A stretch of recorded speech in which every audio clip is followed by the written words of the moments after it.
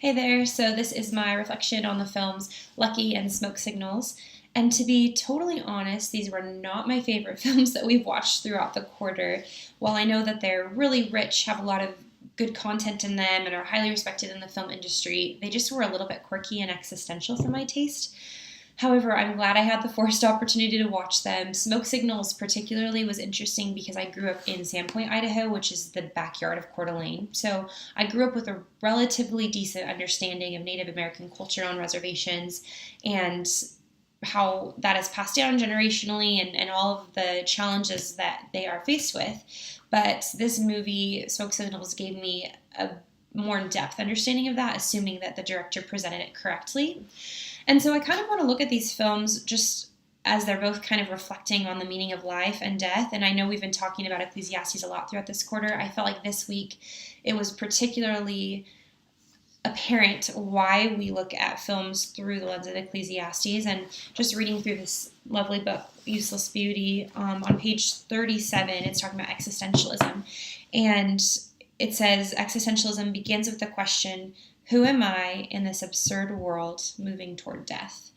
And I feel like both of these movies approach this question from different lenses, but both do so. So obviously in Lucky, we have a very old man who actually, I learned, died 3 weeks. The actor died 3 weeks before post-production or before the film was released.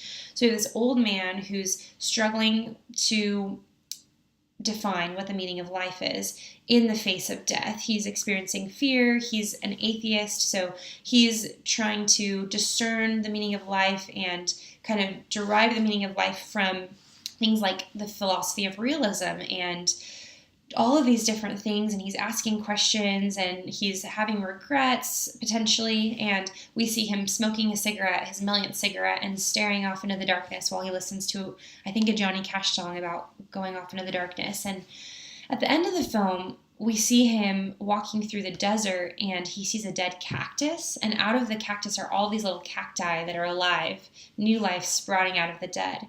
And it almost seems as if that's the director's attempt to show beauty and meaning in the midst of this meaningless life, especially from this atheist perspective.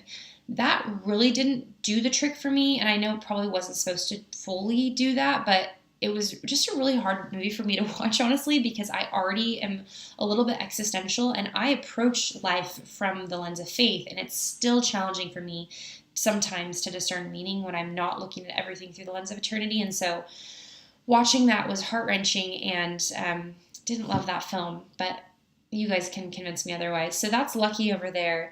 And then in Smoke Signals, we have a less obvious answer to the question, who am I in this journey toward death? Who am I in this absurd world moving toward death? And these characters are answering that question kind of from the perspective of heritage and family. And so obviously there's a really strong Native American tradition that's passed down. And throughout the film, you see them talking about what it means to be a good Native American, what it means to be a warrior. And they're also struggling, these two characters, with the death of their parents and the sins of their parents and the virtues of their parents that have been passed down to them, and how they then come into a sense of their own identity. And I thought that this quote that Thomas says at the end was really interesting, so I pulled it up here. He's talking about, how do we forgive our fathers? Maybe in a dream. Do we forgive our fathers for leaving us too often or forever when we were little? And he goes on talking about these things, and he says, do we forgive our fathers in our age or in theirs, or in their deaths, saying it to them or not saying it? If we forgive our fathers, what is left? And I thought this was a really profound question, and obviously significant that the director had this at the end, because that's really the lens through which they are seeing the meaning of life.